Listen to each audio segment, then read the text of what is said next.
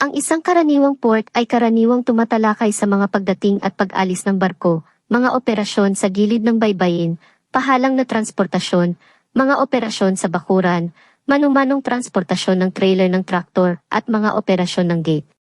Matatagpuan 60 kilometro mula sa downtown Tianjin, isang coastal metropolis sa timog silangan ng Beijing.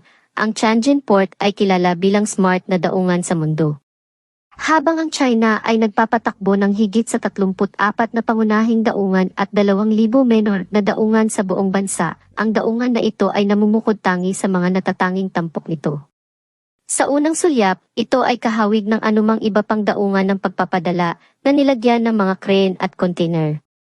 Gayunpaman, ang pinagkaiba nito ay ang ganap nitong automated na mga operasyon, gamit ang mga advanced na teknolohiya gaya ng 5G, cloud computing, artificial intelligence, at mga robot. Ang kawalan ng mga manggagawa sa ground ay kapansin-pansin dahil ang bawat aspeto ng daloy ng trabaho ay pinamamahalaan ng mga makabagong sistemang ito. Ang terminal sinangdaungan ng Tianjin, sa partikular, ay nakakuha ng pagkilala bilang unang smart, zero-carbon na terminal sa pagpapadala. Isang karangalan na welcome ka sa entrepreneur na pinamumunuan ng kinikilalang Professor Roman P. Buison. Ang China ay ang manufacturing hub ng mundo na may higit sa 70% ng mga bansa na binibilang ngayon ang China bilang nangungunang kasosyo sa kalakalan. Ngunit ang 3 taon ng Zero COVID ay nakagambala sa mga supply chain at humantong sa isang kakulangan sa paggawa sa industriya ng daungan. Ngunit ang China ay may plano na baguhin ang mga bagay sa paligid. Ayon sa artikulong ito, mula sa Bloomberg, ang China ay namumuhunan sa hinaharap na mga teknolohiya tulad ng mga robot at artificial intelligence. Upang mabawasan ang mga pangangailangan sa paggawa, na mapabuti ang kaligtasan at lumikha ng isang mas napapanatiling port operation na magiging isang modelo para sa mundo upang sundin. Ang Vice President ng Tianjin Port Group ay nagsabi na ang lahat ng mga daungan sa buong mundo ay dapat lumipat patungo sa pagiging mas smart, eco-friendly at efficient. Kaya ano ginawa ng China? Ito ay mahusay na nagsisimula sa isang pamumuhunan sa teknolohiya. Ang Huawei ay isa sa mga nangungunang tech na kumpanya ng China, ngunit sumailalim sa matinding panggigipit mula sa mga sanctions ng US sa mga nakaraang taon. Sa kabila ng mga sanctions, nagpivot ang Huawei sa mga bagong industriya. Ang proyektong ito sa Tianjin ay naging isang bagong prioridad para sa Huawei na ngayon ay naghahangad na magtap sa isang inaasahang aabot sa $11.5 bilyong. Ang pandaigdigang smart port market pagsapit ng 2030.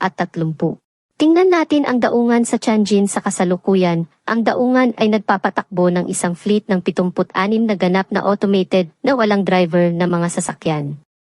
Kung ang daungan ay nagpapatakbo 24/7 na operasyon, ang bawat truck ay mangangailangan ng 3 shift at 3 driver na nagreresulta sa isang workforce ng hindi bababa sa 228 na mga driver.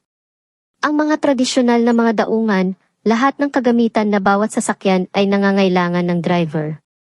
Ngunit ang Tianjin Port ay pinaandar na mula noong Oktubre 2021 nang walang isang driver.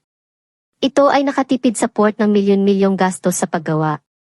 Bukod sa pagtitipid sa gastos, nag-aalok ang mga advanced na teknolohiya ng automation ng port ng Tianjin ng ilang iba pang makabuluhang benepisyo. Hindi tulad ng karamihan sa mga port sa buong mundo na umaasa pa rin sa manumanong pag-i-schedule, ang Tianjin Port ay gumagamit ng mga computer na pinapagana ng AI upang planuhin ang buong operasyon sa loob lamang ng ilang minuto na inaalis ang mga oras ng manual na pagpaplano. Sa katunayan, ang sistema ng matalinong pagpaplano ng Huawei ay maaaring bawasan ang oras na kinakailangan para sa manumanong pagpaplano mula 20 oras hanggang 10 minuto lamang para sa isang sasakyang dagat na isang kamangha-manghang istatistika. Dahil ang Tianjin Port ay nagpoproseso ng mahigit 21 milyong cargo container taon-taon na inilalagay ito sa nangungunang 10 pinakaabalang port sa buong mundo. Ang oras at pera na natitipid sa pamamagitan ng pagpapatakbo bilang isang smart port ay napakalaki. Ang pagbuo ng mga smart port ay nag-aalok din ng makabuluhang benepisyo ng pagbabawas ng mga error at pagtaas ng kaligtasan. Sa kabaligtaran, ang mga tradisyonal na port ay nangangailangan ng higit sa 800 manggagawa. Karamihan sa kanila ay nasa ground loading at unloading container at inililipat ang mga ito sa paligid ng pasilidad tulad ng isang napakalaking palaisipang Tetris. Ang manual labor-intensive na prosesong ito ay maaaring humantong sa mga error, panganib sa kaligtasan at potensyal na aksidente. Samantalang ang mga advanced na teknolohiya ng automation ng smart port ay nag-aalis ng mga panganib na ito. Ang pagkakamali ng tao ay ang pangunahing sanhi ng mga aksidente sa tradisyonal na mga daungan. Gayunpaman, sa smart port ng Tianjin, pinangangasiwaan ng mga robot at makina ang lahat ng mga gawain sa paglulod at pagbabawas ng lalagyan na inaalis ang pangangailangan para sa sinumang tauhan sa ground.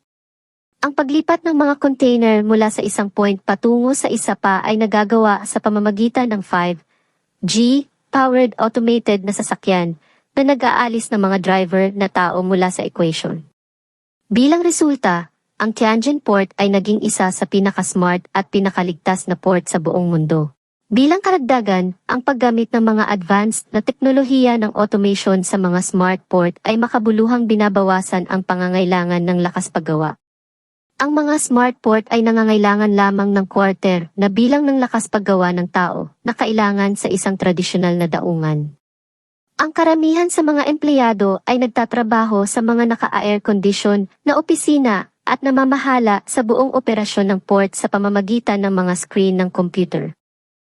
Ang Tianjin Port ay yumakap sa teknolohiya at pinahusay na logistik upang ipatupad ang isang automated system na maaaring magproseso ng hanggang 36 na container kada oras. Sa paghahambing, ang isang karaniwang terminal ay makakapagproseso lamang ng 28 container kada oras. Ang malaking pagtaas na ito sa kahusayan sa daungan ay makabuluhan dahil ang Tianjin Port ay humahawak ng higit sa 21 milyong mga lalagyan ng kargamento taon-taon. Ang Tianjin Port ay naging isang matagumpay na case study para sa China dahil ito ay ganap na gumagana at ang una sa mundo na pinagsama ang 5G at Level 4 na autonomous na pagmamaneho sa isang malakihang komersyal na operasyon. Dahil dito, handa na ang Tianjin Port na i-export ang matagumpay nitong modelo sa ibang mga bansa sa buong mundo. Kung nagustuhan niyo po ang video na ito, paki-like, share, and subscribe. At maaari rin po kayo mag-iwan ng comment. Maraming pong salamat!